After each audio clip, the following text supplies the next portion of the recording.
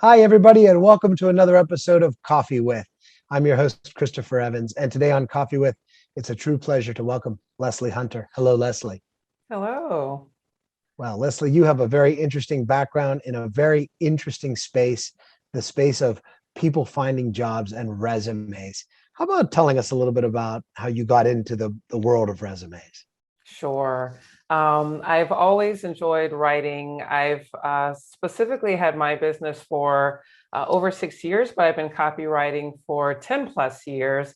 I got into the overall, writing field as I actually used to host an online TV show. So did writing more in the capacity of for entertainment, interview questions, like kind of what you're doing today. And after that opportunity, I worked in the corporate field in another area and always aspired to get back to writing and figured, let me look and see what's out there in terms of any type of freelance opportunities at that time, which was over 6 years ago. And I stumbled upon an ad looking for resume writers for a company. So I applied, passed their testing, and did that on the side in addition to my corporate job, which I was living in Chicago at the time. When I had the opportunity to go to Los Angeles, I was either deciding whether I should stay in the field that I was in at the time, or to pursue maybe writing more full time. So I upped my workload at the company as a contract writer and had individuals that knew I was a resume writer say, how can I work with you? And I then decided, you know what, why don't I start my own LLC in business so that since I have a pretty big network of friends and colleagues, they can come to me directly. And so, 6 years ago plus, that birthed Lesley Yvonne LLC and Resume Makeover. That's fantastic. Are resumes different today than, say, 5 or 10 years ago? Yes, they are. One of the blatant things to me that stands out about the differences, even just 5, 10 years ago and now, is objective statement versus professional summary. So an objective statement is what an applicant wants from the company versus a professional summary is what the applicant can offer the company. So you'll see back in the day, objective statements that say, I would like a company where I can utilize my exceptional, insert skills here, marketing ability and job experience. So that's essentially asking and saying, this is what I want from you, AKA the company. Nowadays, professional statements are more in. So it's more prevalent now to state what it is that the applicant can offer to the company. For example, if an applicant in their professional summary says, a proven track record of increasing revenue and streamlining processes for companies, that is something that the hiring manager can look at specifically and say, oh, this is something that the applicant can give to us. So that is that's a big difference. Also, we're in the digital age. We were still in that age, 5, 10 years ago, but even more so now.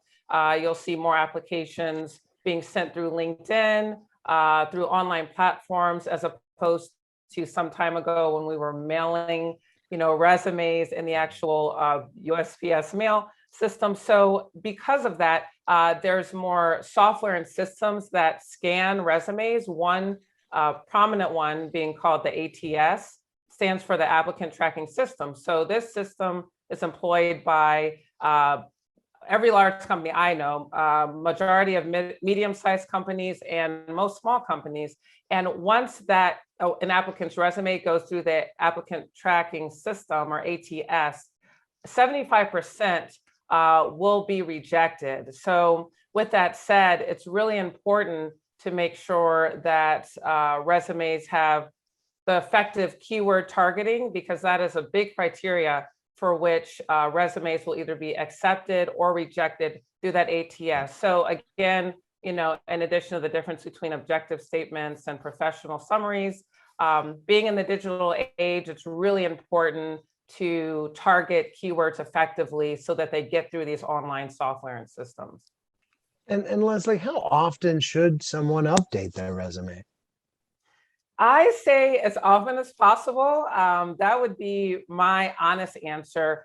If someone is looking for a specific time length, I would say between 6 to 12 months, someone should be going and reviewing their resume, seeing if everything's up to date.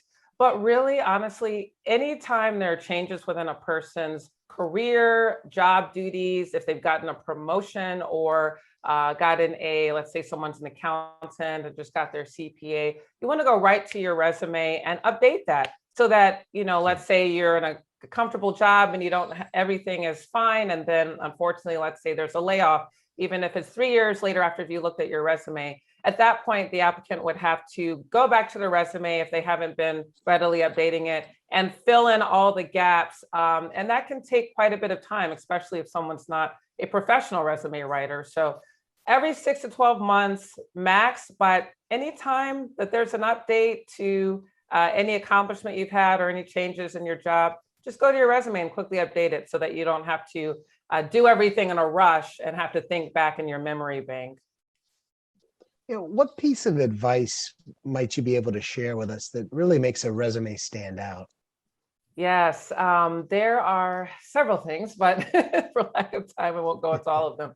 I would say that making sure that your or an applicant's resume is more accomplished based, not simply task based. It's okay to state what you do in your everyday job. Let's say if someone's in sales, it's pretty standard, of course, to prospect, to make phone calls, call X amount of targets per day or prospective clients per day. That's fine to state, but those are things that are going to be expected in that type of position. So going over and beyond and mentioning what you or the applicant has really done over and beyond their normal daily tasks to add to the organization or increase something substantial. For example, instead of just prospected or called 5 to 10 individuals a day, if I was in sales and had some accomplishments, I could say, increased revenue by 20% in the first 6 months, or something very quantitative, and that helps the client the applicant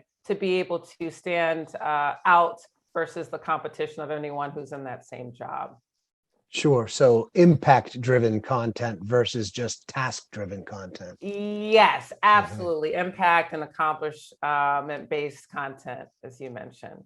And also using powerful action verbs. Recruiters, it's kind of I would say the age-old joke or inside, kind of humor to within the resume and HR representatives to say, oh, here's another responsible for. It's okay to say responsible for in your resume, even as a resume writer. I've used that terminology for some job tasks, but it's something that I try not to use as much. So instead of the age-old responsible for, calling prospects on a daily basis, using other powerful verbs such as spearheaded, strategic relationships, the spearheaded aspect, or initiated, drove sales. Those type of powerful verbs are more interesting and compelling than the responsible for, for every bullet point. I think it was an old shampoo commercial where they said you only get one chance to make a first impression. And you're making that point quite nicely right here today. It's so true. So what else are you involved with beyond resumes? Yes. Oh gosh, that's how much time you got. No, so I'm involved in different activities, but I would say the two most recent is in addition to my business, I'm also pursuing a master's degree in international business, and I feel that will pertain to what I'm doing with my business. Also, I have competed before in the pageant world, and this year I actually won 2 titles, one of that being Mrs. Florida. I'm located here in Miami, so I enjoy it, and it's kind of nice because in addition with my title, I'm kind of merging my pageant experience with my business, and have partnered with a couple organizations here in Miami, including one that is called Girls Inc. of Greater Miami, that's helping both young women as well as children and young adults increase their writing, expository and educational skills, because in a lot of communities here, especially those that are more low income or don't have, the resources that, we do, they oftentimes need guidance in terms of encouraging their continued success and progress in education, as well as in the workforce. So I'm really enjoying with my title and my business being able to share my skills to help kids in education, writing, and for their future. So I enjoy that. Well, thank you, Lesley, Mrs. Florida, for a really wonderful conversation and continued success in all your endeavors. And thanks to all of you for joining us on Coffee With.